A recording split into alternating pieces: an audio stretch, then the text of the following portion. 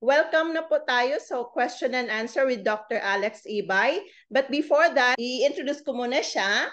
Our doctor for tonight is Dr. Alex Ibay. He is a family physician and over 25 years of service na po siya.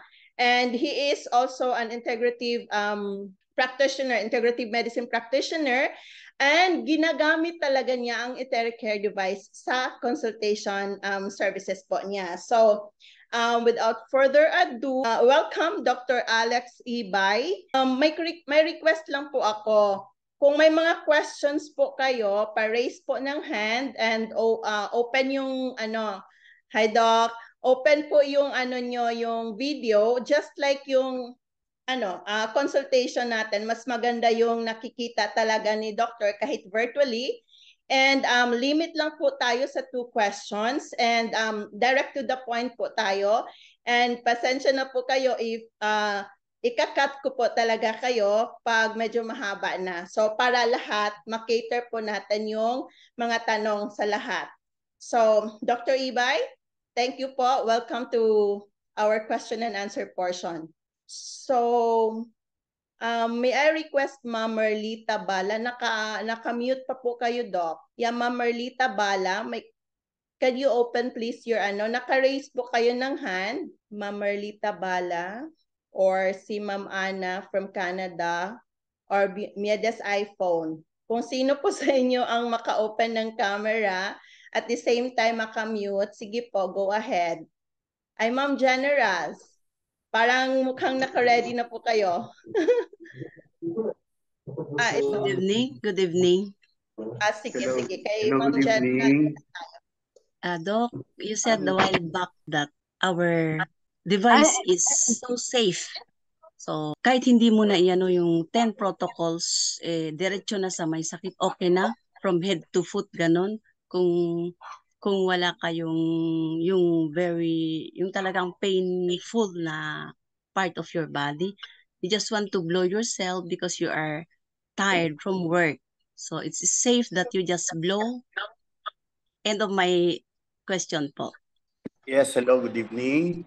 Kasi yung nabanggit mo, kung pwede ba na wag nang gawin yung basic protocol. Well, Yes, Doc. actually, ganito yun. Kaya sinasuggest natin na importante na gawin yung basic protocol kasi kumbaga sa makina parang tayo ay nagwa-warm up. So kung makikita mo yung diagram na yung basic steps, yung sa 10 protocols as I was nabanggit ko na yan last Zoom meeting. Kasi yun pa lang sa ating mga kamay, makikita mo doon meron na dong mga yung mga different organs natin. Doon din sa ating mga paa, meron din doon. And then, di ba, may pinofocus tayo dito sa may beside the neck, sa may underarm, doon sa may dito sa may singit, sa inguinals. So kasi yun nandun ang mga lymph nodes natin. Ang lymph nodes yun ang dinadaanan o pinupuntahan ng ating mga lymphatic system. So yung lymphatic system natin, kailangan natin yan sa katawan natin. And then, doon din dumadaan yung meridians. Yung meridians naman, doon yung kasi ang ating katawan is puro energy. Kaya nga meron tayong tinatawag na chakras, energy center. So kung i-blow mo yung 10 protocol susundin mo, mas maganda ang magiging effect sa iyo nung paggamit mo ng iTeracare. Pero okay lang na gamitin mo yung proceed directly kung saan yung gusto mong gawin. Or let's say, tawag dito, i-blow mo sa head mo, blow mo doon sa areas na with yung kumbaga sumasakit, okay din lang yun. Pero do the basic protocol, yung inom ka muna ng charged water, basic protocol, then after yung wanding, uminom ka uli ng charged water. Mas maganda yun. Yes, Doc. Thank you, Doc. Okay. Yes. Next question, please. Yeah, Ma'am Ana, nag-raise po kayo ng hand. Okay, meron po kasi akong kliyente na nagtatanong, may cholesterol po siya. Saan po banda, Dr. Ibay, ang pag-blow? Okay. At ilang minuto po? So, kasi medyo bigyan ko lang kayo ng konting kaalaman tungkol sa cholesterol. So kasi actually, di ba tayo lagi tayong sinasabihan na dapat hindi tayo kakain ng mga cholesterol-rich foods tulad po ng matataba, karne, and eggs, yun, mga dati po yun. Pero actually po, ang nagiging cause po ng pagtaas ng cholesterol natin is yung too much carbohydrates and sugar. So, importante po kasi yan. So, kumbaga po is basic yun na dapat ay sabi nga, we are what we eat. So, kung sobra-sobra po ang kinakain natin, so yun po kasi i-convert ng ating katawan, kung sobrang carbohydrate, sobrang sugar, i-convert ng katawan po natin siya into sugar. At yung sugar po, pagdating po niyan sa ating liver, yung liver po kasi ang gumagawa ng 80% ng cholesterol na umiikot sa katawan natin. 80% nang gagaling po sa liver. 20% lang po doon, yun nang gagaling sa ating kinakain. So, kung tinatanong niyo po, saan po dapat i-blow pag mataas ang cholesterol? Di po sa liver po, liver. Pero lagi pong kasama na babawasan ang pagkain ng too much carbohydrates. Ano po bang too much carbohydrates? Kasama po dyan ang kanin. Kahit po white rice, brown rice, red rice, pareho lang po yan. Bread, pasta, yung pang too much, yung pong yung mga tawag po biscuits, kahit po yung oatmeal, magiging carbohydrate, magiging sugar din po yan pag na-breakdown na po ng ating katawan. So dapat yun po ang bawasan niyo. So always do the basic protocol. So sa liver, how many minutes? 15 minutes, 2 times a day. Yung pong sa cholesterol, included na po ba yun? Yun na nga po, yun na po yun. Sa liver po na nga po gagawin. Opo. Maraming salamat, Doc. Have a good day. Okay. Thank you, Ma'am Ana. Thank you po. Ma'am Merlita Balas. Doc, ito Yes, po tanong ko. Meron po akong pamangkin na dinadialysis. Opo. Pwede po ba yung i-ano sa kanya itong ating blower? Opo, pwede po. Marami na Pwede po tayo. Pwede po ba paggamit sa kanya? Opo. Okay, marami na po tayong testimonials. Na napababa po ng ating ITERA ang kanilang yung creatinine. Kasi yun po sa chronic kidney disease, yung mga nagda-dialysis, yun po kasi ang tinitignan po nila, yung creatinine. So kasi karamihan po ng mga nagda-dialysis, kahit pa sila po ay nakaka 3 times a week na, kadalasan po pag minemeasure ang creatinine, hindi po bumababa. Minsan tumataas pa lalo. So kasi pag po chinek ang creatinine at hindi po lagi pong mataas, ibig sabihin, para pong walang nangyayari, parang, although sabi nga po natin, ang dialysis machine, siya lang po ang nagre-replace sa function ng kidney. Pero sana, mas maganda po, na habang nagda-dialysis kayo, pag magamit po ng ITERA Care, kahit pa paano po, kahit pa paano, unti-unting bumabalik yung normal, actually hindi normal function, pero at least po, yung function po ng urine, medyo bumabalik ng paunti-unti. Hindi naman po totally kasi yan mangyayari na pag nag-ITERA, akala kasi nung iba, yung may tanong pala, nagtatanong iba, pwede po bang maging normal na uli yung kidney function niya? Well, hindi po natin masasabi. Pero siyempre, ito naman po ating ITERA is ilang years pa lang po. So baka po in time, yung po mga nagda-dialysis po ng 3 times a week, paunti-unti po, baka maging 2 times na lang. Pwede po siguro mga 1 na lang, and hopefully, baka po dumating ang araw para po talagang ma-revert back ng ITERA yung kanyang normal kidney function. Pero wala pa po tayong testimonials, wala pa po tayong. Pero there's no harm in trying. Tsagain mo lang po. So paano po? I-blow mo po after basic protocol. I-blow mo po yung lower back niya. Yan. 15 minutes po bawat isang side ng kidney. Po. Salamat po. Yeah, may i-add lang po ako, Doc, ha. Yung dito sa Davao, mismong business partner ko po, yung asawa niya, si KD5 na po talaga siya, stage 5. Yes, Twice po siyang nag-dialysis, and then before siya nag-start ng ITERA Care natin, 1,600 po yung ano niya, yung creatinine. After a month of consistently using twice a day na blowing sa body, nagiging 1,100. Tapos yung tablets niya, every day 12 tabs, nagiging 3 na lang po ngayon. Yes. So magti 3 months po siya ngayong August 29 po. So safe talaga na gamitin yung Eteracare. Kasi nakausap ko siya nung minsan nagkaroon ng Zoom meeting yung team natin. Yes, yun, tinanong ko siya. Sabi ko nga ba, ano bang kasi ganito, kasi isang pinagbabasihan natin lagi pag sa CKD, ano ba yung nangyari doon sa creatinine niya? And then isa pa yung sabi mo nga, ganun din ang ginagawa ko. Unti-unting binabawasan. Kasi nabanggit niya last time, meron siyang iniinom na keto analogs. Actually, ito yung mga binibigyan ng nephrologist. Pag halimbawa, nag-stage, ka pa lang, iba nga, nagulat ako kasi stage 1 pa lang yung kanyang CK, yung kanyang kanyang chronic kidney disease, stage 1 pa lang. Binigyan na siya ng keto analog. Sabi ko, bakit naman parang masyado namang tawag dito, masyadong agresibo yung niya, sabi daw, para daw hindi na tumuloy. So, ang mahal-mahal noon. So, yung iba, kahit na sila ay tuloy-tuloy na nagka-dialysis, ano pa rin sila, at tuloy-tuloy pa rin silang gumagamit ng keto analogs. Pero ako kasi, sa totoo lang, kasi ako may personal experience with regards to my mother na nagganon din siya, nag-start na yung kanyang creatinine. So binigyan siya ng keto analogs. After 6 months, walang pagbabago, tumataas pa rin. So sabi ko, ako na kasi kami hindi namin ginagamot yung relative namin in particular. So pinapaubaya namin sa ibang doktor kasi sabi daw nagiging bias ka pag sarili mong relative. So pinabaya. Pero after 6 months sabi ko, bakit instead na nagbumababa yung kanyang creatinine, tumataas? So sabi ko, sige, ako na. Sabi ko, wag mo lang sasabihin to. Sabi ko to sa akin sister-in-law kasi siya laging kasama pag nagpapa-check up.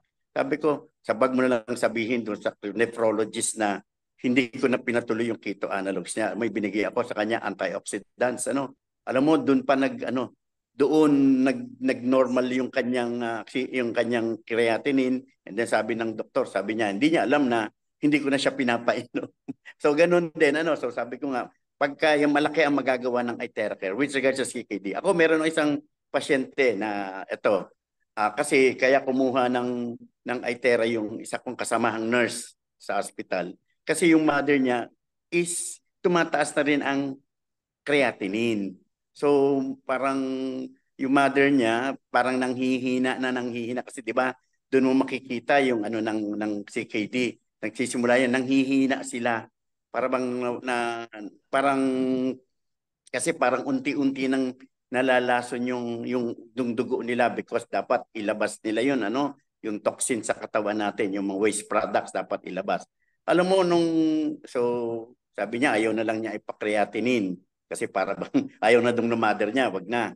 Pero nung una ko makita yung sabi niya mother niya, manghihina. Alam mo, kanina lang, yung nakita ko yung mother niya kasi siya ay may tindahan sa palengke, dati nanghihina na siya, hindi daw makapunta. Alam mo, kanina nakita ko siya, bumaba siya sa tricycle, ang bilis-bilis na niyang kumibo. Sabi ko, that means na nag-i-improve siya. Although, hindi kasi sabi nung nurse na kasama ko sa hospital, sabi niya, naawa na po ako kay mama para pong nanghihina. Na para bang ramdam na niya, na siguro it's about in a matter of time, magdadialysis siya, kaya nalulungkot. Pero nag-Itera siya, wow, lo and behold, kita ko siya, ang lakas-lakas niya, ang glow-glow ng kanyang mukha, tumaba na nagbalik na yung dati niyang glow at saka yung kanyang katawan. So that's it, okay. Yes, galing talaga.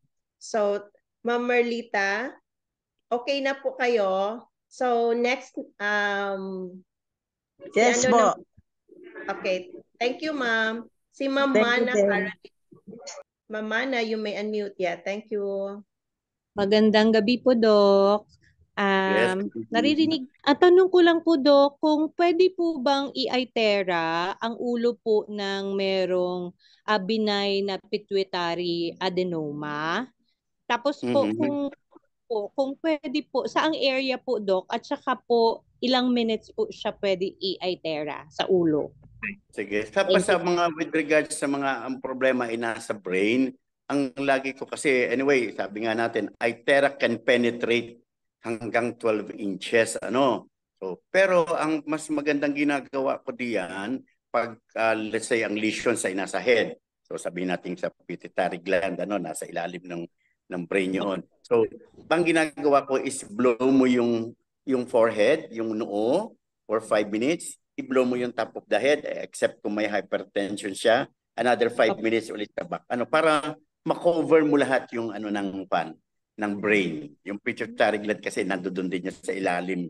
So para mas yung i-blow mo yun ng 5 minutes sa forehead, 5 minutes sa top of the head at 5 minutes sa back of the head. Apa. After doing the protocol po, ano po, Doc? Oh, yes. Oh, yes, of course. Laging may basic protocol. Gagawin yung basic protocol.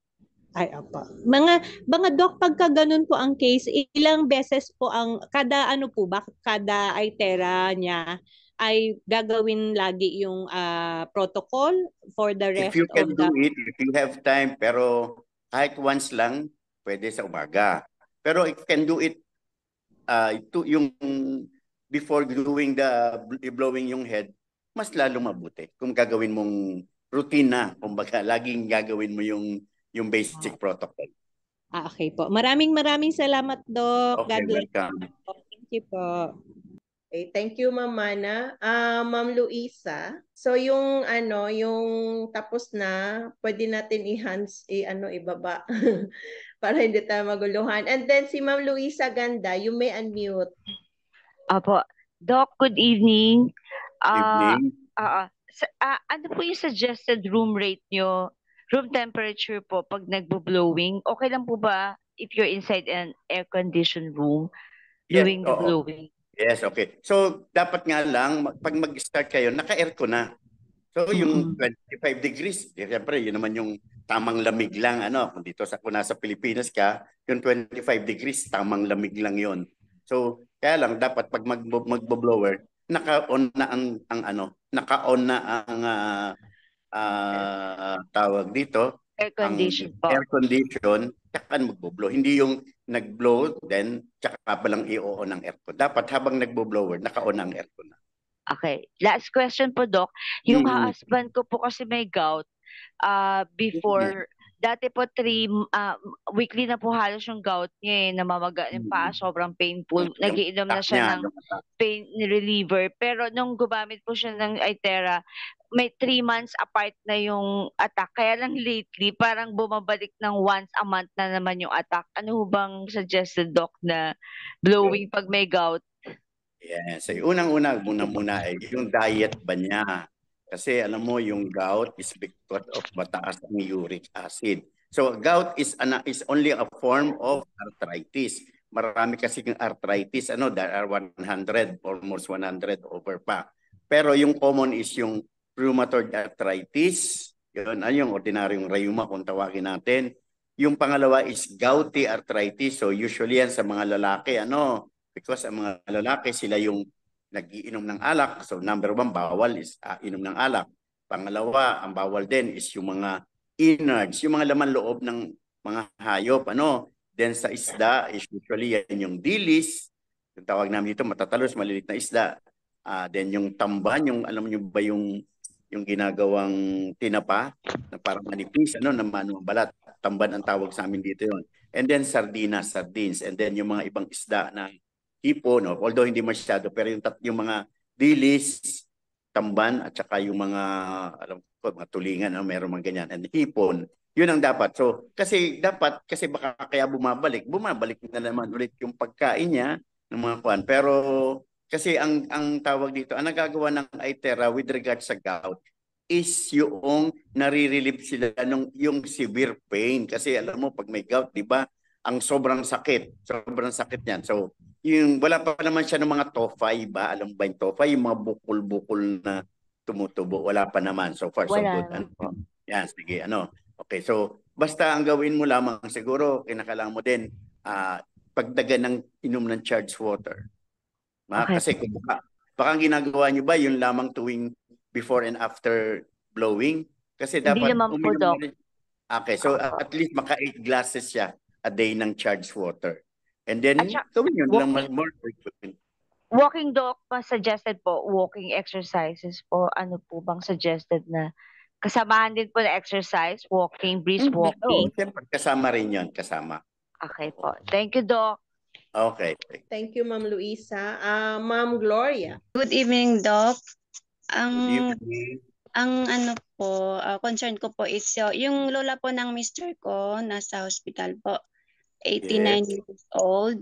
Mhm. Ang impression ng findings ng doktor, meron daw siyang pneumonia, both lower lobes, Mhm. mild Oo. cardiomegaly, Mhm. tsaka atherosclerotic aorta. Ano, Mhm. saan po Opo. sa katawan ano, Okay. massive So, kasi may lower. pneumonia siya, pneumonia. So, ibig sabihin ng pneumonia ay di may plema na may infection sa kanyang baga. So, di ba, lower ba? Both lower. So, dito Both sa, lower. niya, sa chest niya, yung lungs kasi na ito. Diba? Ito yun, yung ribs natin. So, nandoon sa mataas dito yon. Kasi ito, yan. Yung ribs natin, yung below the nipple, hanggang sa mababa, nandoon yun. Kasi sa baba pa niya, nandun yung stomach, nandun yung liver. So doon mo i-blow na lang. Below the nipple. Oo, Doon para sa tinataas lang. namin ito. Below Tapos the nipple. Okay. Tapos, yun naman yung problema niya. Kasi yung atherosclerotic aorta, ano na yun ha? Common na yun. Pangkaraniwan na yun doon sa age group na gano'n. Pwede na. Usually, pag nag-60 and above, most likely may findings na gano'n. Ano pa yung isa? Atherosclerotic aorta. Ano pa yung isa? mild cardiomegaly po. Cardiomegaly, lumalaki ang puso. So, tumataas ba ang kanyang blood pressure? Dating tumataas. Kasi medyo, okay. Kasi na yun, complication na yun ng pag tumataas ang presyon o high blood. Kung may high blood siya, normal expected na lalaki na yung puso niya. So, dito sa lungs at saka yung sa puso niya. Mo lang. Pero after some time naman, pag nawala na yung pneumonia, hindi naman na kailangan yung mismong sa chest. Always do the basic protocol. And then, yung sa heart niya, mga 5 to 10 minutes, okay lang. Okay po, Doc. Thank you, Doc. And then sa akin po mismo, Doc, sa mata ko po, nagsimula noong maliwanag ang paningin ko.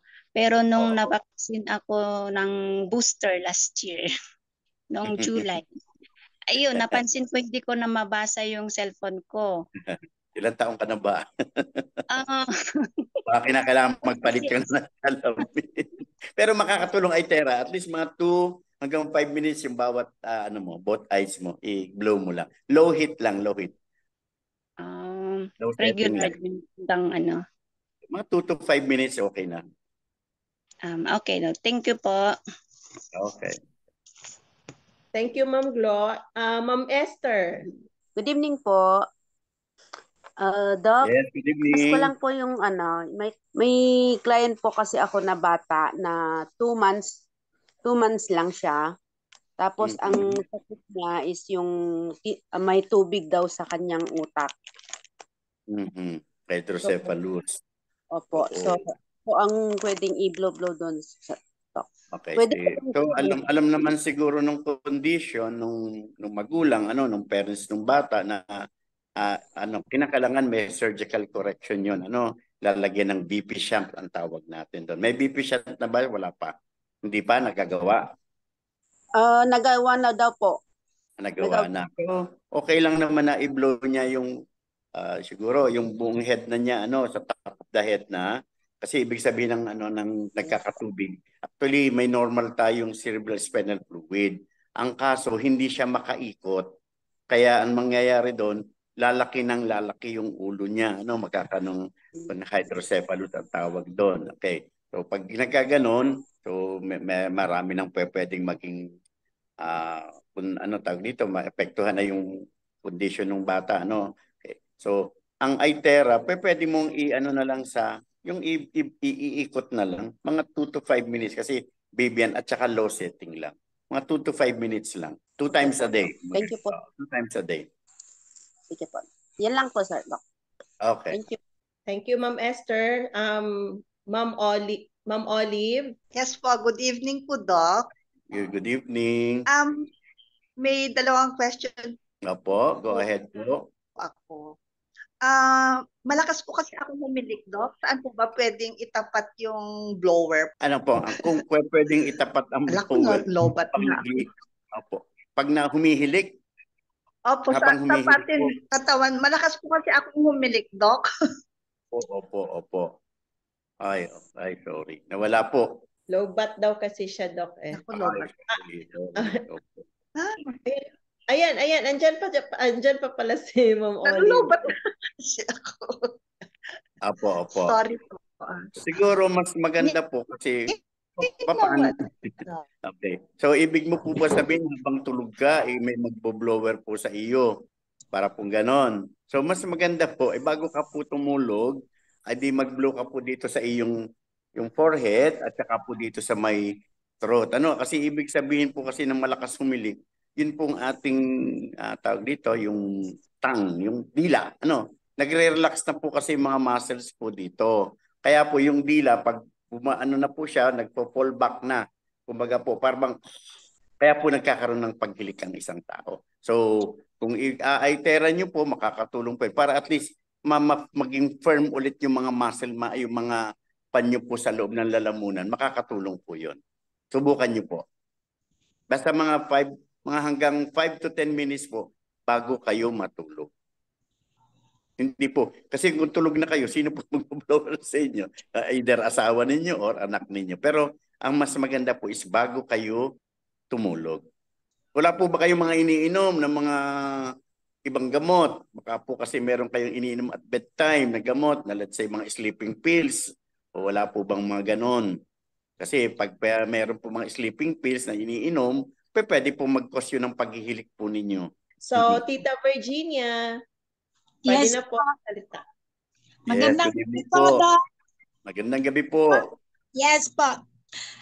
Meron pong pasyente na nagtataka rin po ako. Yan pala pong stem cell na itatanim daw sa puso. Tama po ba? Marami pong pwedeng paggamitan ng stem cells. Saan po yan itinuturo? Kaya nga po yan ang naging uso na po ngayon. Sa puso daw po, sa Canada ginawa. Pinatatanong Opo. ko kung pwedeng gamitan ng iTera natin. Ay, pwede po. Makakatulong po. Ma-enhance po yung effect po ng stem cells. At kumbaga po ang ating iTera, nagpo-promote na nga po siya para maano po yung ating stem cells. May stimulate para po magkaroon siya ng bagong, yung pong ating mag-regenerate ulit kung anumang pong organ ang nangangailangan ng stem cell. Ano po? Doc, kahit naka-direct na po doon sa puso, okay po yan? Pwede po. Okay, salamat po at naliwanagan. Opo. Kasi bibili po siya ng iTera, yun lang po ang kanyang iniisip. Opo, pwede pong gamitin. Pero yun nga po, so pag meron na po siya, always follow po, sabi nyo, yung basic protocol. And then yung kanyang, meron naman po makikita niyan sa ating sa YouTube, pag po meron na siyang doon niya po makikita yung mga paggamit po ng ating iTera. Pero makakatulong po sa kanya yun. Yan. Kasi po dumayo pa siya ng Canada pagpapaturok doon ng stem cell sa kanyang puso. Okay po. Mahal po, Samantalang iTera. Salamat po, Doc. Opo. Sige po, welcome po. Thank you po. Ma'am Mila Victoria, you may unmute po. Mama na, may tanong pa po ba kayo? Ay, opo. Naku, pwede po bang magpahabol ng tanong kay Doc? Sige po. Yes. Doc, kasi yung isang kaibigan ko po na, anong tawag doon, meron po siyang severe na migraine. Paano po kaya i-blow need po ba i-blow ang head or paano po ang pag-blow sa, pag-use ng iTera sa kanyang severe migraine po? Okay, kasi meron kasi tayong tawag dito, yung parang protocol na ginagamit pagdating sa mga headaches, So kaya nga check ko lang dito sa ano natin, kasi meron tayong mga ginagamit na basic mga protocols pagdating sa headache. Although kasi ito gumagamit sila nung yung mga meridians pag minsan kasi mga yung ordinaryong hindi naman sila familiar with the meridians ay ginagawa lang nila yung basic protocol, yung mga ganun lang. So i-check ko lang double check. Kasi pag yung sa akin, ang ginagawa ko is hindi diabetes, high blood pressure, hindi yata So ang sa akin pagka migraine, kasi ang migraine, ang alam mo, ang problema sa migraine, pabalik-balik 'yon, kung severe, wala yata dito, wala. So tawag dito, ang migraine kasi ang ibig sabihin noon, ang kanyang mga blood vessels sa head ay nagda-dilate na maigi. Kaya parang ang tawag natin doon ay yung throbbing, ibig sabihin throbbing, yung pumipintig-pintig ang veins, ang tibok, yung ganon. So mas maganda doon ay siyempre yung basic protocol, and then i-blow mo na lang itong yung pwedeng forehead, yung forehead lang, kasi yung forehead nandiyan yung blood supply na yung mga blood vessels na mag-oxygenate para papunta sa increase ang blood flow, so ma-oxygenate. Ngayon dito lang sa back na lang. Huwag na yung top of the head. Ito yung front at saka yung batok dito sa may parte rito. Doon ang steam ang mo. Then syempre kasama lagi yung spine, pero dito sa may batok at saka forehead. Huwag yung top of the head. Okay po. Unmute kanina. Okay. So, thank you po, Doc. Yes po. Ma'am Mila Victoria. Ayan, hindi ko kasi ma-unmute kanina eh. Yung tanong ko, kasi yung sister ko nagpa-angioplasty. Nabanggit ni Doc kanina, pag may implants, tingin ko yung implant sa angioplasty, yung stent, Doc, stent, iba para ibuka. At saka balloon. Yung dalawa kasi yung bara niya. Yung isa, balloon lang ang ginawa. Yung isa, stent nga. Pag may ganun, pwede po bang i-Itera-Care? Kasi di ba pagka iinit yun eh. Yes, oo. Bakal ata.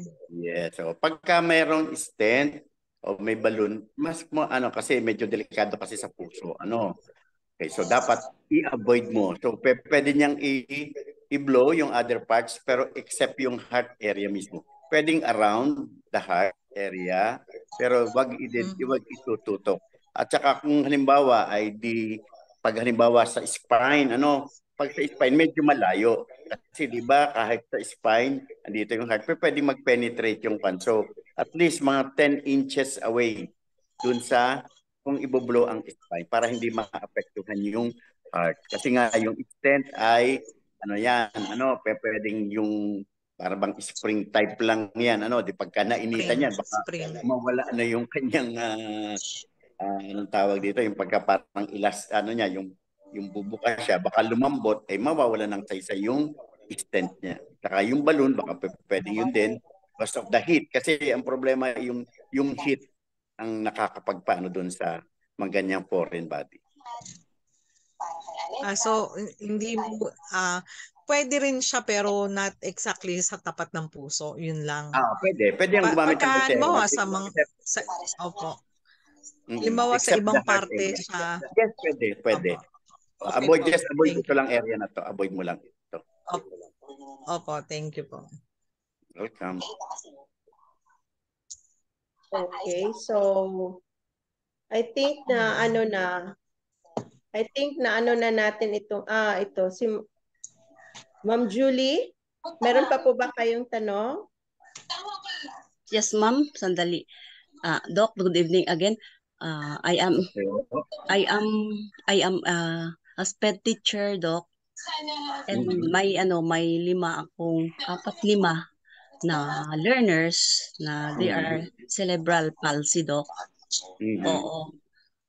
Pwede ko kayang i-try na i-blow. I-blow naman sila kasi nakakaawa. They are just in a wheelchair. Mhm.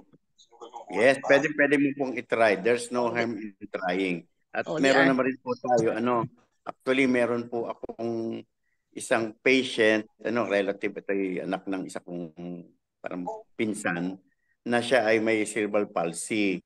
So, actually meron siyang device. Kaya lang sabi niya, di parang siyempre cerebral natatakot. palsy. Kaya, Yun, pero nung gumamit siya actually hindi naman siya kasi parang malaki na yung bata, 18 years old na. Kasi during that time, doon ko palang nakilala yung ang ITERA care. So nung inano pa siya, patry ko sa kanya. So ang naging positive effect, kasi ito may edad-edad na, ay yes, parang kumbaga, siyempre rigid na yung kanyang mga extremities, lahat, di ba? oo. Ganun yung mga yan. So at least nung nag-ITERA siya, parang lumalambot, hindi na kasing rigid yung kanyang yung kanyang mga fingers. extremities. Oo, mga hindi na ganon. So, Yes. pero pag mga bata-bata pa, let's say usually mga 7 below years 10, old, 6 years old. pwede pa, malaki, Pwede pa. malaki pa. Oo, pwede pa.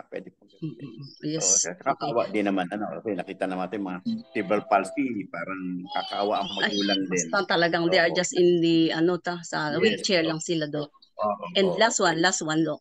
Ano ba talaga kung gusto mong i-blow yung katawan mo, it's schedule na i-blow mo yung katawan mo, Doc, pero kumain ka naman na, is this an empty stomach ba or okay lang ba, Doc?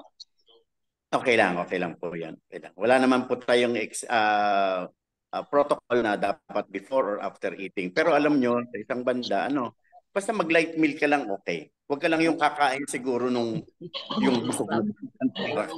Light meal, okay lang. Okay, Doc. Thank you so much. Okay, sige. Okay. So, Ma'am, pwede ba ako magtanong kay Doc? Isa lang. sige po, Ma'am Marlita. Maraming po salamat. Doc. Hello, Doc. Hello, yes. Doc, alam mo, na-stroke ako eh. Ngayon, daw napatid doon sa gabuhok doon sa ulo ko. Pwede ko bang i-itera yun ngayon?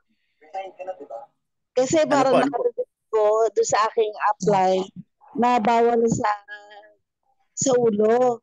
Kung pero pwede po ba? Pwede. Kasi ganito nung pag sa stroke, sabi ko nga, kung hindi mo i-blow yung affected side of the brain, hindi magiging effective yung mga therapy ginagawa sa iyo. Kung halimbawa, alin ang alin ang na-paralyze mo, alin ang affected mong extremity, kaliwa ba o kanan? Kaliwa po, kaliwa. Lahat po ng kaliwa. Yes, sige. Okay, so ibig sabihin kung kaliwa ang naapektuhan sa iyo, yung right side, kaliwa kamo yung kaliwa,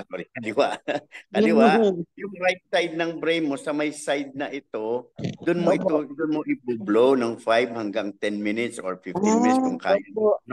Kasi hanggang hindi mo tinitreat o hindi mo ginagawa ng paraan doon sa brain mo, yung naapektuhan mong limb, hindi sila magbabago. Tanong ko lang, gaano katagal ka na na-stroke? Ngayon pa lang po ako kasi bagong member lang po ako eh. Siguro po wala pang mga 2 weeks po ako. Very good. Oo. Kaya yan po, kasi maganda. Oo. Sa akin kasi sa mga pasyente ko, basta ako less than 3 months ang pagka-stroke nila, ako, ang chances of recovery, 90%. Yun ang observation ko. Pero pag more than 3 months na, and then, siyempre, recent din lang, mas mabilis ang recovery din. Okay. So, pero pag medyo more than 3 months na, medyo mas matagal na rin. Katulad nung na-share ko last time, meron ako isang pasyente mali pala yung ko. Kasi akala ko, bagong member lang kasi ako. Pero nung maestro ako, year 2004. Matagal na pala. Matagal na. Kaya pwede ba ako, i-itera ko itong aking left, tsaka hanggang doon sa ulo, doon sa, sabi mo, dito sa right. Okay po. Gawin nyo lang po. Sabi ko nga, ma'am, affected sa inyo ay yung left side, sa right side ng inyong head, yung Kasi lateral Dok, side. parang namamanhid pa kasi ako eh. Parang may manhid pa yung katawan ko. Parang may manhid pa. This is Opo. i-blow mo po yung right side ng head, tapos i-blow mo po yung affected na extremity, Okay. yung kaliwa. Salamat po, Dok. At least liwanagan ko na. Thank you very much. Okay, welcome po. Salamat po. Okay. So, thank you, Ma'am Merly. May tanong dito, Doc. Yung okay ba mag-blow kung napapa-breastfeed pa? May sakit na tiyan at may fever. Okay lang, okay lang. Okay. At okay ba yung charged water para sa 6-month-old baby?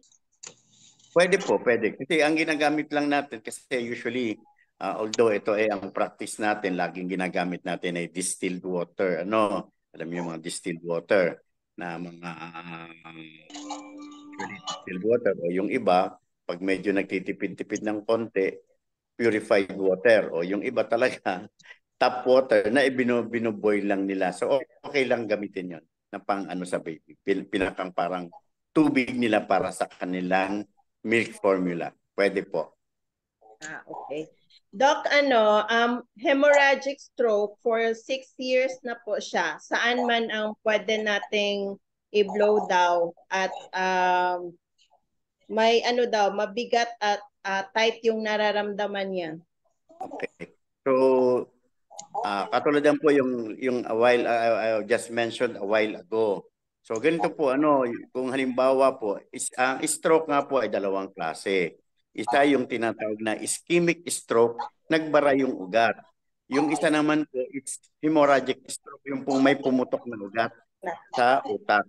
So, depende po kung saang site, kasi nga kaya po yan CT scan, una para ma-determine ano po ba yung ischemic stroke o hemorrhagic stroke. Pero actually, clinically, ibig sabihin pa lang nun, sa symptoms pa lang ng pasyente, malalaman nyo na kung ischemic stroke. Kasi ang ischemic stroke, para po bang sila ay yung, let's say, may napaparalyze, pero hindi grabe. Usually kasi pagka hemorrhagic stroke, yung may dumugo, sila yung medyo agad-agad, yung parang yung tulad sa aneurysm, yung po yung very fatal, o kaya namamatay agad. Tapos kung naman po halimbawa at makasurvive yung pasyente, kadalasan sila yung bedridden po, yung talagang halos, yung gulay na halos lahat ay ng kanyang pagkain, pagdumi, hindi na rin siya nakakabangon. So yun po yung hemorrhagic stroke. So kung hemorrhagic stroke, pero depende rin po yun kung gaano karami ang nag-accumulate na blood doon po. Pero kung medyo matagal na, ang nangyari po doon, yung part po ng brain na nagkaroon ng dugo, namatay na din po yun. So kung yun pong aling side, nakikita nyo po sa CT scan doon, kung aling side po ng brain nagkaroon ng hemorrhagic stroke, kung kaliwa man o kung kanan man, doon nyo po itapat yung Itera, doon nyo po i-blow. 5 to 10 minutes po, hanggang 15 minutes kung matotolerate. And then, kung right side, kung left side po yung affected ninyo sa brain, yung kabilang side po ng extremity niyo ang i-blow nyo naman. So, ganun po yun. Kung right, yung contralateral side, opposite side, dun po yung i-blow nyo din. Thank you, Doc. Doc, naka-Itera-Care blower na po siya. Nagma-maximum 2 hours po siya.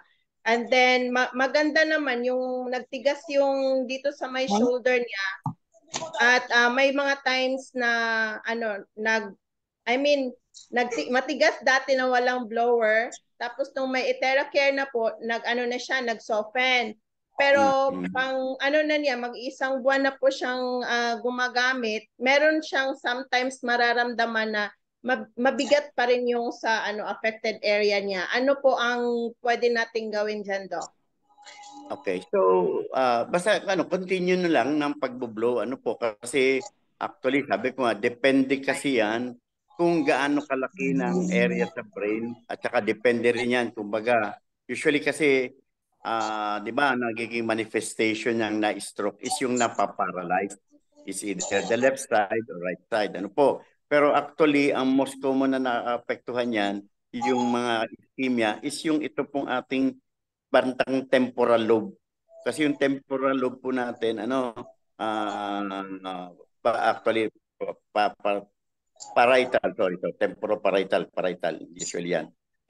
Yan po ang nandyan ang nagkokontrol ng ating motor function. Kaya po, kadalasan, yan po ang pag yan ang naapektuhan, sila yung mga napaparalyze na po, yung nawawala ng So, yun na nga, kung depende sa kung gaano kalaki. So, in time, unti-unti lang. So, sabi ko nga ay magtiyaga lang. So, in time, ano din yun, mababalik yan sa normal. Wag lang yung talagang sobrang matagal na. Let's say, tulad na banggit ko kanina sa akin, pag 3 months or less, ang ganda ng prognosis. Ibig sabihin, maganda po ang magiging result ng therapy. Pero pag more than 3 months na, di medyo maghihintay din sila. Magtsatsaga lang.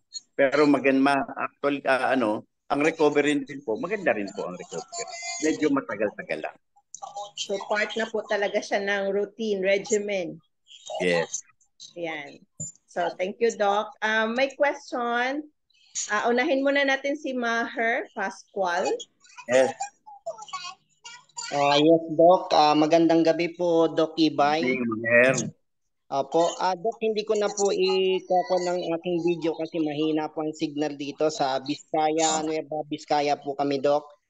Meron po akong friend, Doc. Nagsasuffer siya ng angioplastic anemia po ba yun? Nagpapasalin siya ng dugo, ng white blood cell kasi kulang daw siya ng white blood cell sa bone marrow. Ang tanong, Doc,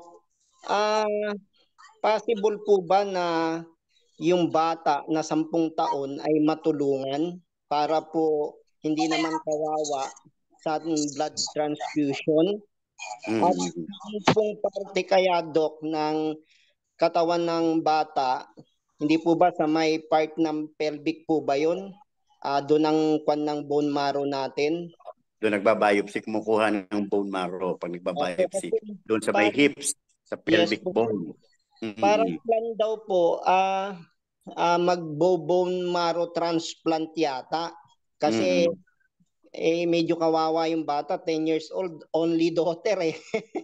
Kaya ang tanong, Doc, ano po kaya ang may tutulong ng Itera at saang part na dapat i-blow at gaano katagal na therapy yung bata? Ganun din, kahit bata pa, basic protocol nyo rin, yung 10 steps. Kaya lang, madali lang.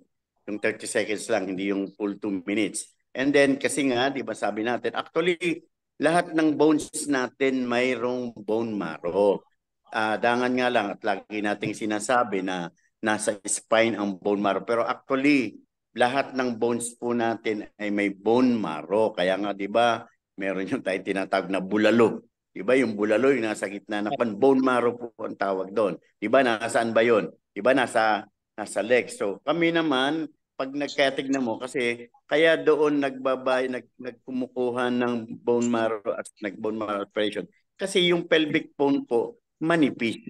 Imagine, kung kukuha ka ng bone marrow sa hita, ang kapal-kapal ng buto, ang tigas-tigas ng buto, ang ginagamit namin doon pang aspirate, yung malaki-laking needle lang. Pero hindi nung kayang tumusok sa mga buto-buto. So ito ang pinakamalambot na magiging source ng bone marrow. Kaya doon po kumukuha.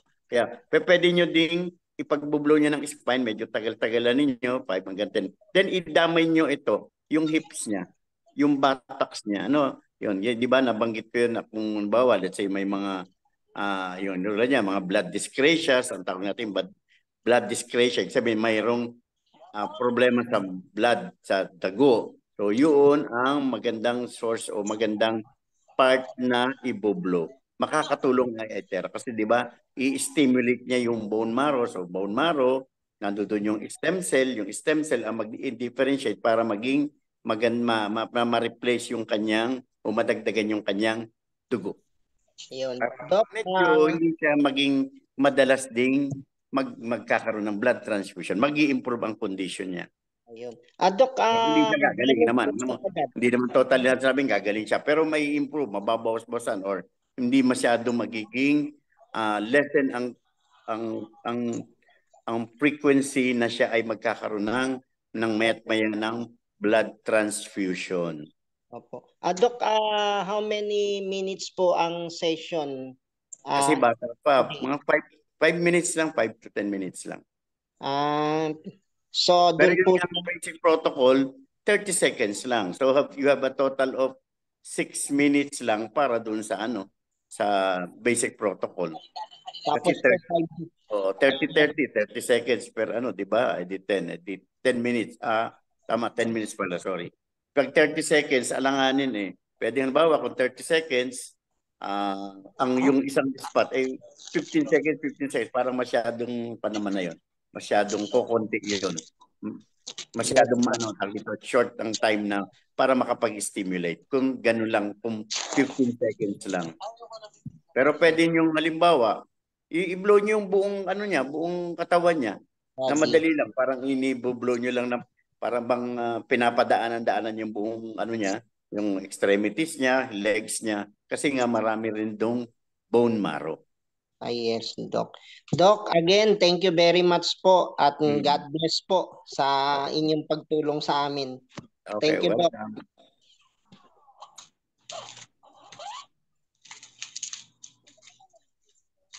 Okay, so Ma'am Gloria, meron pa pong tanong? Merong tanong dito, Doc. Okay, sige Ma'am Gloria, ikaw muna. Doc, naalala ko pala na may na-blow pala kami noong Lunes. Ang sabi niya, matinding daw, tuberculosis at saka arthritis. Kaya nandun na nakahiga. Pero ang ginawa namin basic protocols. Pagbalik po namin, ano ang susunod namin na i-blow-blow? So, di ko may tuberculosis, syempre tuberculosis sa baga. So yun, medyo tiyagain ninyo. 15 minutes bawat isang side ng chest niya para mas magandang effect. At saka arthritis, di kung aling joint ang sumasakit, i-blow nyo yun, 10 minutes to 15 minutes. Kasi parang lumiliit yung paan niya. Parang lumiliit kasi ba siya? Kasi pagka ang isang pasyente o isang tao, medyo ang mobility niya, yung pagkibo niya, medyo limitado na, hindi niya na nagagamit yung kanyang muscles ng kanyang extremities ko. May tendency na ay lumiit yung muscles niya. Kaya ganun. Ganun pala. Okay. Bedridden na ba siya? Yes po. Nandun na po sa higaan lang niya. Okay. So ganun yun. Kaya nawawala na yung muscle. Kasi hindi na niya nagagamit. Hindi na tawag dito. Yung muscle niya, natawag natin yung into wasting na. Kasi nga ay unang-una, baka kulang na rin siya sa ang pagkain niya, mahina na rin, kulang niya sa protein kasi yung muscles natin dapat okay pa rin ang pagkain natin ng protein kahit may tanda na. So, at pangalawa pati nga, di yun nga, pag siya ay bedridden na, unti-unti nang magkakaroon siya ng muscle wasting at tinatawag. Okay po, Doc. Balikan namin this weekend kasi. Okay. Maraming salamat po, Doc. Tagain nyo lang, tagain nyo. Opo. Okay, thank you. So may question po dito, Doc, from Mana. Pwede po ba i-TheraCare sa head ng may pituitary adenoma? Okay, pwede. Pwede. Yung din, ang protocol diyan is yung parang lahat, kahit ako kasi pag neurological condition, ibig sabihin nasa brain. Pituitary gland kasi nandun sa may ilalim pa yun, So, para siya maabot siya nung ating device, yung terahertz at saka yung terahertz na mali sa kanya, hindi na yung hit mismo, So, yun din.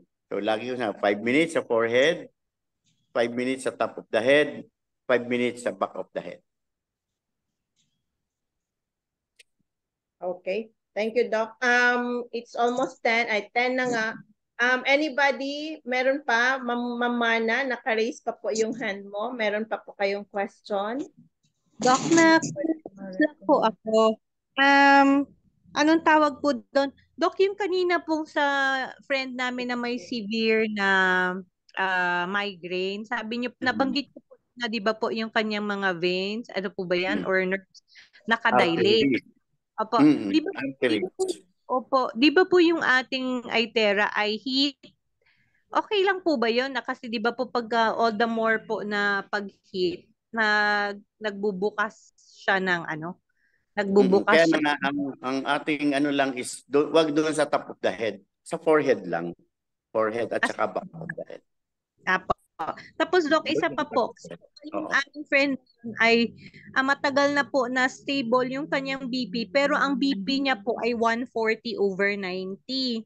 Tapos po, usually po, naririnig natin na kapag ka daw po hypertensive, hindi daw po pwedeng i-blow i-itera ang head. So, ano pong pwedeng advice doon po?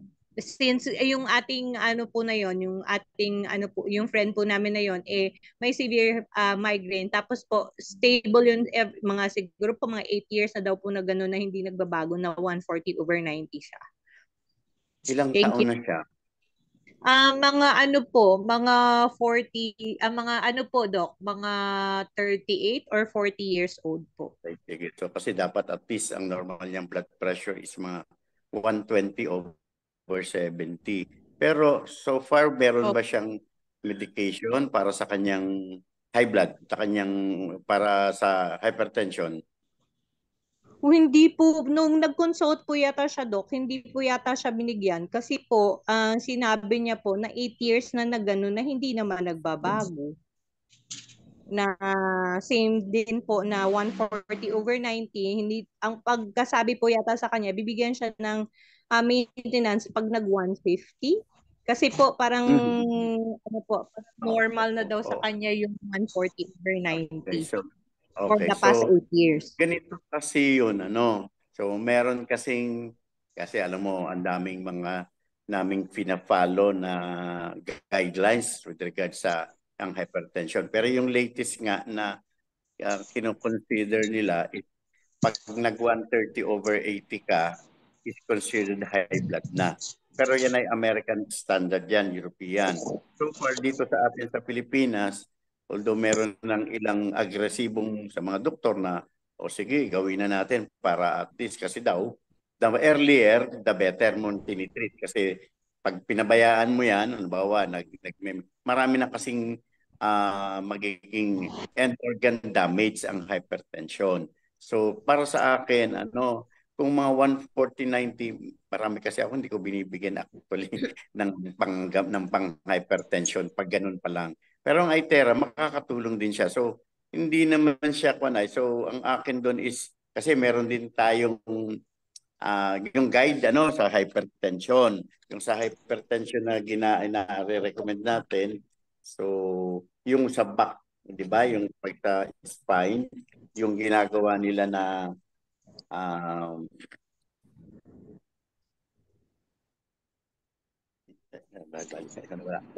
kung kailan po hinahanap. Yung hypertension, ayun, high blood daw. Ayun, So basic protocol, kita nyo ba to? Okay, yung basic protocol, Pero kasi yung, di ba, sabi ko nga, yung ating kamay lang, nandoon na yung organs. And then, kung hypertension, basic protocol, yung spine, downward. Yun ang ginagawa na, na protocol. Pababa. Kung may hypertension na. So, pero sa akin nga, wag lang pag mismong top of the head mo ilalagay yung iboblow, okay lang sa may forehead, okay lang sa may batok. Okay. So, thank you. Tita, Violeta, may question po. You may unmute po. Violeta Kahil.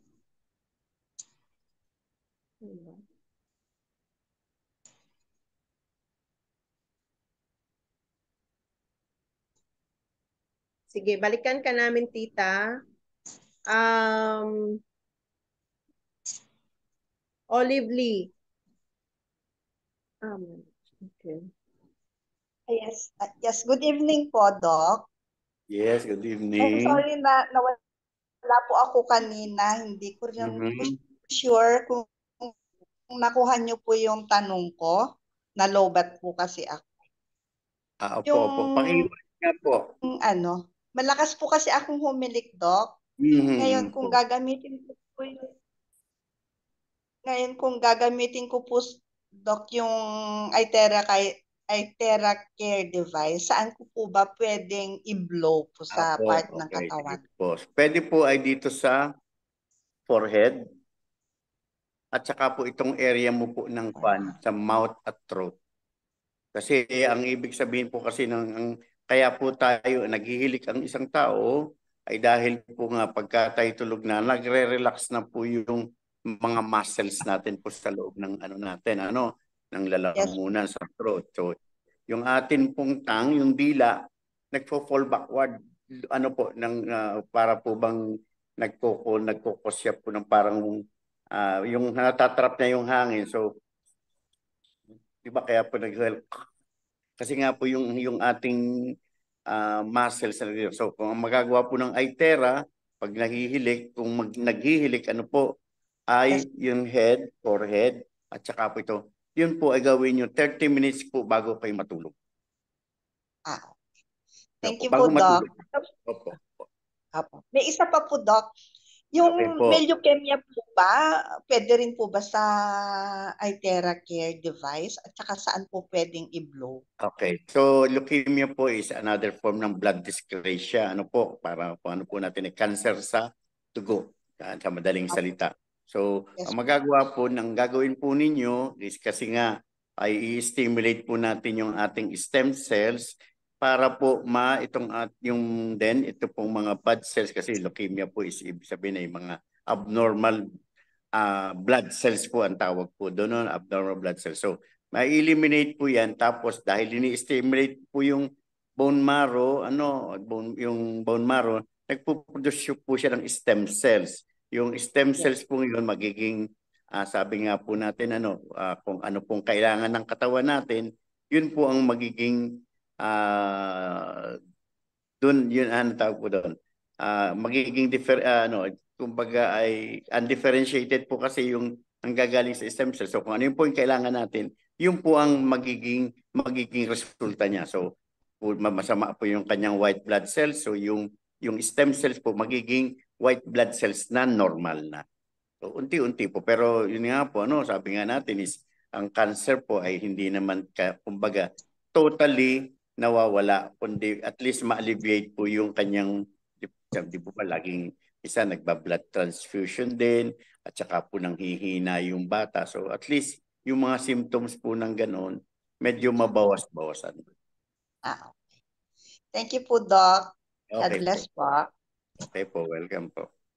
Doc, may mga questions pa po tayo. Are you still okay? Okay lang. Sige. Thank you, Doc. Sanay kami dyan kapag kami ninamay.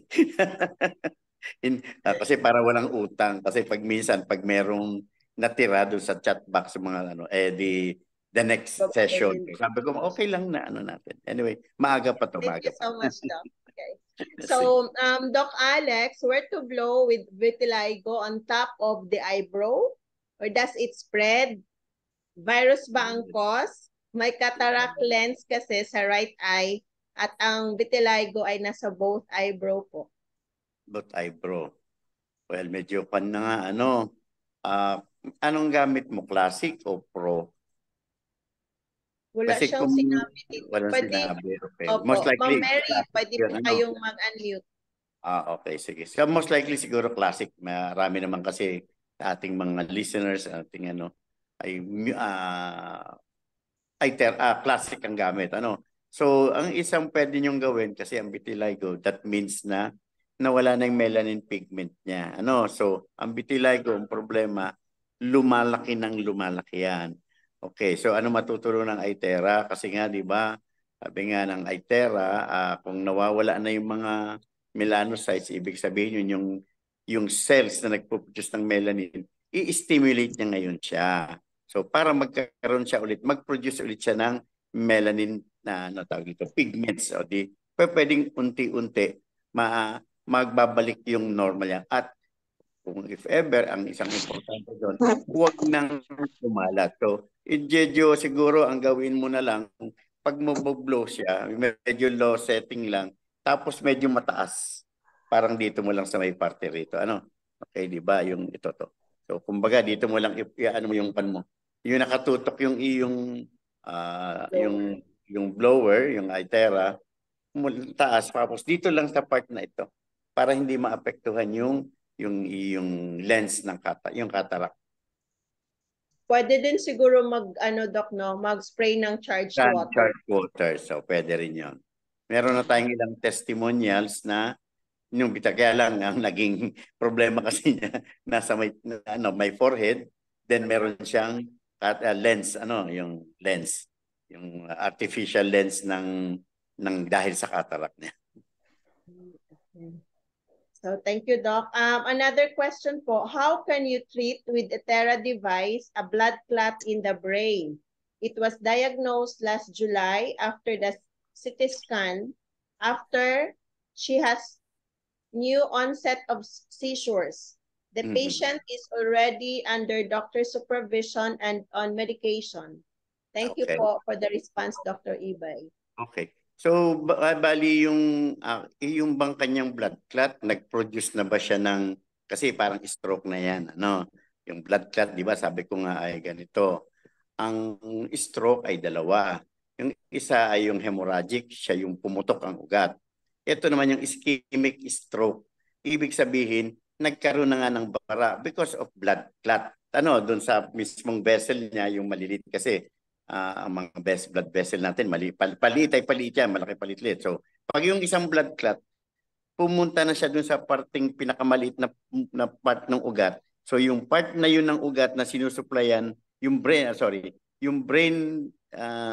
cells, yung area na yun, no, sinusuplayan ng blood vessel na nagkaroon ng blood clot, ay di magiging, yun, stroke na rin siya. So, ang magagawa ng Itera, tulad ng sinasabi ko, dahil yung blood clot naman, unti-unti matutunaw yon in time. Pero ang importante kasi doon, yung na-affected na brain, kasi pag na-affectahan yung brain na yon, mawawala ng blood supply. So pag nawala ng blood supply, magiging ischemic na yon. Ischemic, sabihin, magunti-unti parang namamatay na yung blood cells niya. So doon mo i-blow kung yung sinasabi mong saan yung area na mayroong blood clot. Okay, so thank you, Doc. Another is, hi po, good evening po. Ask lang po, ano po bang naoperahan sa los-los? Okay lang, mainitan ang singit. Salamat po. Okay lang. Kasi ako, nag-o-opera ako ng hernia. So sa hernia kasi, ang ginagawa is, nire-repair yung floor ng dito kasi nagkaroon ng weakness. Para nagkaroon ng defect, yan. So, yun, tinatahi ng layer by layer. So, although sabi nga natin, by this time, kung meron mang ginamit dyan na yung mga absorbable suture, sabihin yung natutunaw, tunaw na yun, naging na yan, naghilom na yung tissue. So, ang gagawin ng Itera is, wala naman na siyang, kumbaga, magiging special role na kumbaga sa wound healing, pero at least marirelieve yung mga pain mo doon. Ang tanong, kailan ba siya naoperahan? Recent lang ba? Sariwa pa ba ang sugat? Ba yun ba ang concern mo? Or may sumasakit? Kaya mo gustong i-blow yung dating inoperahan ng hernia niya? Moments made more special. Okay, so,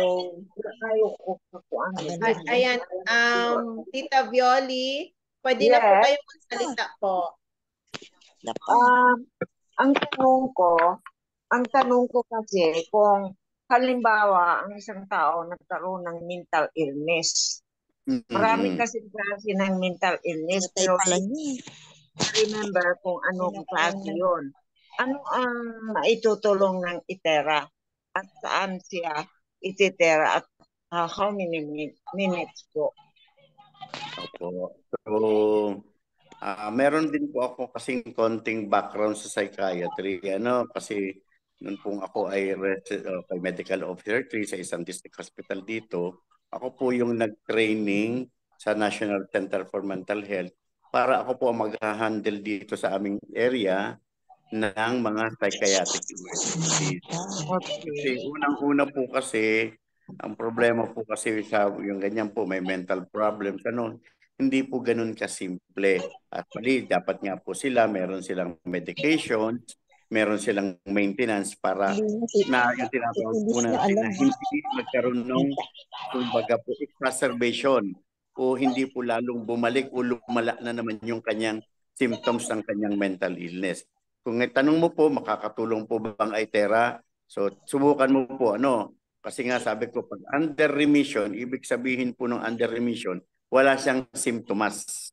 Pero kung nagkaroon po ng exacerbation, yun po na naman yung nagwawala siya, nagagalit siya kahit walang nagsasalita, kahit walang kausap, minsan natatakot.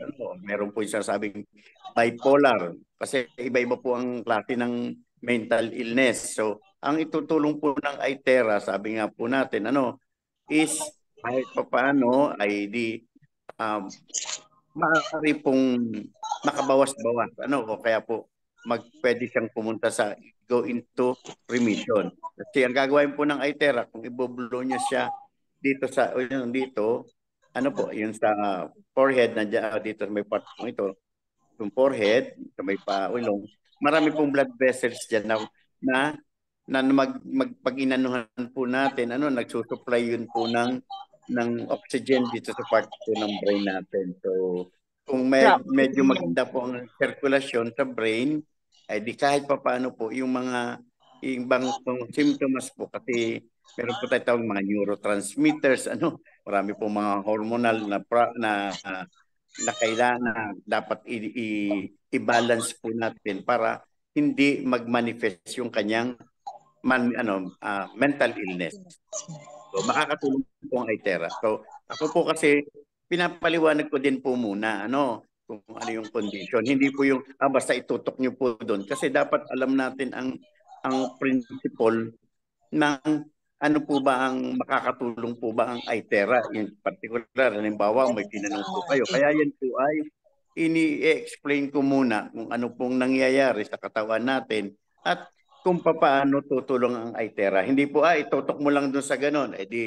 Parang siyempre, alam ko po na yung iba sa inyo, yung tulad nyo, yung mga nag-therapy o yung kahit pang sarili, tanong nyo, bakit paano ba yun? Ano ba may gagawa ng ITERA doon? So dapat alam din natin kung ano po yung normal na function ng katawan natin, ano po bang nangyayari. So doon po natin ibabase kung paano natin i-apply ang ITERA. Kaya kapag minsan, sasabihin ko na may nagtatanong po sa akin sa yung chat with Doc Ibay, sinasagot ko po na, Doc, ito po bang ganito makakatulong? Sabi ko, most likely kung yan ay ganitong condition, anatomical, konti lang ang may tutulong ng ITERA. Pero there's no harm in trying. Pero may mga conditions po talaga na very little po lang ang makakontribute o magagawa ng ating ITERA. Ganun po.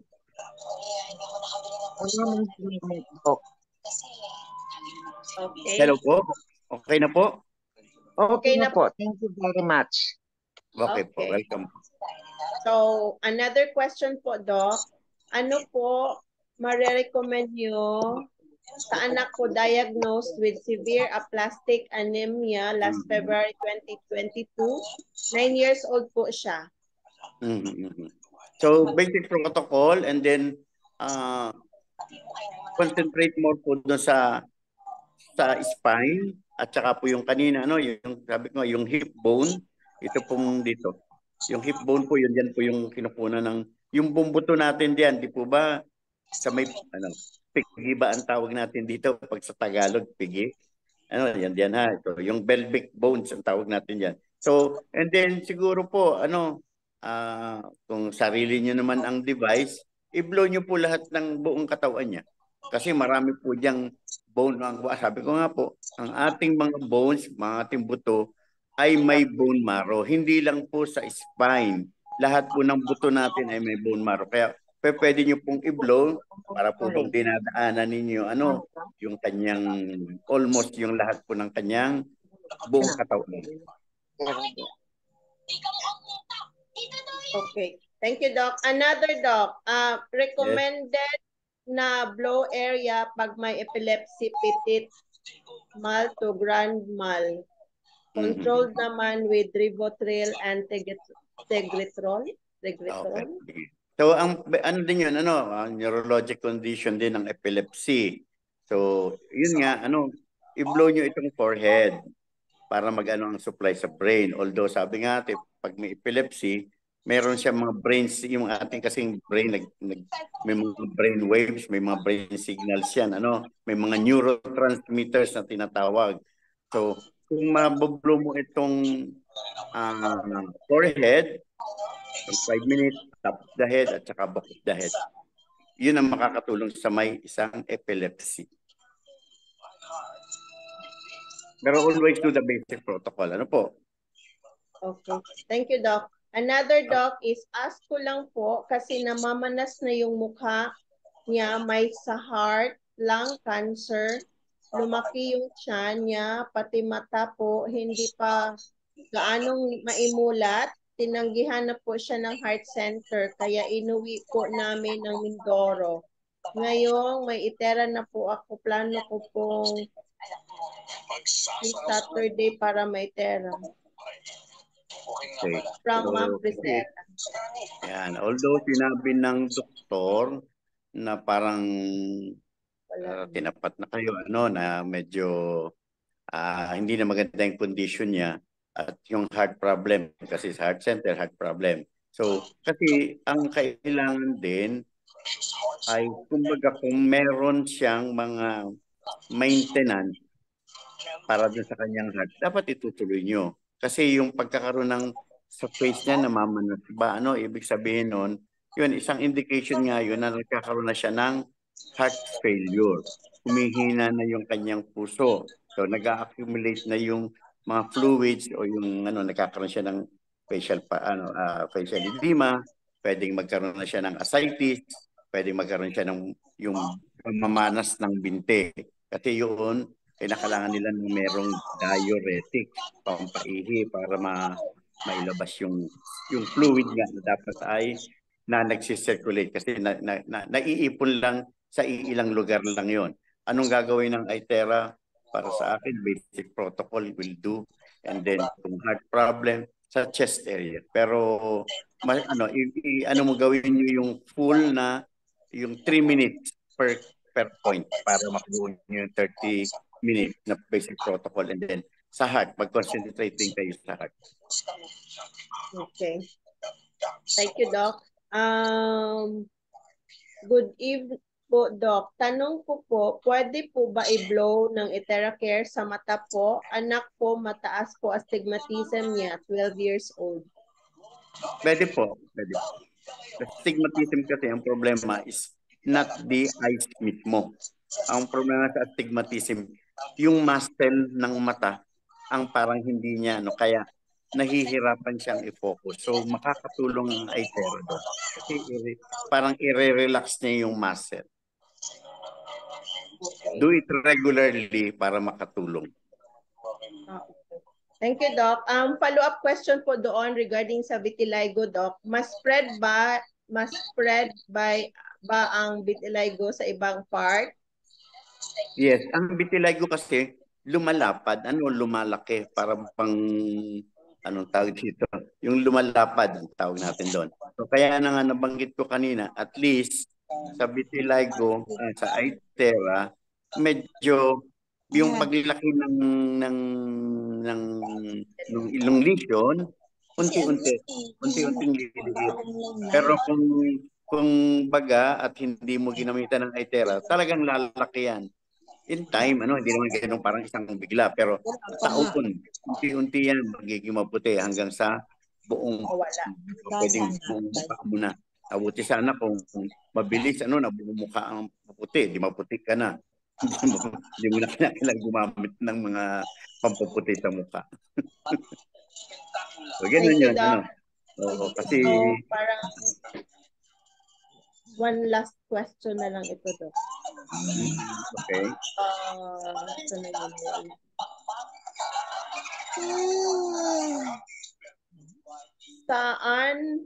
Saan i-blow at pwede ba direct sa mata at how many minutes? Mata ng friend ko ongoing may dugo sa nerves at may glaucoma po. Glaucoma. So, pwedeng i-focus directly doon sa affected eye, kahit may glaucoma or yung sabing isa. Kaya lang medyo simula ka lang ng alam mo yung 2 minutes, may tagal dugo, na yun pagdating sa ay may dugo. Kasi sabihin na yung kasing dugo depende. May dugo ba na parang yung may hyphema, yung ibig sabihin nun yung hyphema mismo doon sa, di ba, pag inaano natin yung mata natin, nakikita natin kung parang merong iba yung blood vessels kasi yung blood vessels lang. Iba yung talagang merong dugo sa loob ng mata. So, ang Itera naman, glaucoma, definitely pwedeng gamitin. Yung may blood sa mata, just try it. Medyo unti-unti, ma-absorb na yun ulit. Mawawala din yun in time. So, pwedeng gamitin. Pwedeng makatulong. So, one last, Doc. Follow-up naman doon sa vitiligo pa. Yes. Follow-up, Doc Alex. Ilang minutes pag na-blow sa forehead for vitiligo? How far po? Siya rin ba yung merong cataract lens? Okay. So, okay, siya rin. Iba pa yan? Apo. Pero kasi di ba kanina isa may vitiligo, problema niya with merong lens, may implant siya, may lens implant. So kung kung iba siya, so i-blow nyo ito mag-start kayo ng 5 minutes, 10 minutes, 15 minutes. So 2 times a day. Hanggang matulog kasi minsan yung iba, let's say ako, pag nagbo-blow ako, yung 5 minutes nangangalay na ako nun. Kaya pero pag sa mukha naman, pwedeng mong gawin na hanggang 5 minutes lang, pwede na. Okay. Thank you, Doc. One pahabol po. Tita Violeta, pwede po, last na lang. Kung mayroon kang operation ng cataract, pwede pa bang yon i-blow ang mata? At ilang minuto po? Opo. Kasi po, pag inopera kayo sa cataract, ang most likely po ay nagpalit na po ng lens. So may lens implant. So ibig sabihin po noon, di wag niyo pong ibublo yung mismong mata na nagkaroon ng lens implant, yung may katarata. Pero kung katarata per se na hindi naman po inoperahan, pwede po, start po pwede niyo pong i-blow 5 minutes, 10 minutes, then directly po dun sa yung matang na naapektuhan po na ng katarata. Pero kung naoperahan po, huwag niyo na pong ibublo. Thank you so much, Dr. Alex. Yes, welcome po. Dr. Bunny, meron kang sasabihin? Yes, Dr. Bunny. No, I'm just gonna go say hello to everyone. I just want to say hello. Hi, how are you, Doc Alex? Hi, Wang. Okay. Yes, thank you for helping us with our theme here tonight. Our time here in Canada is morning. Thank you so much. I just want to say hello. That's it. Thank you. Okay. Good night. Okay. Thank you so much, and see you next week. Thank you, Okay, Doc. thank you very much. Thank you, Wang. Thank you. Thank you po. Good night. God bless. Thank you. Thank you.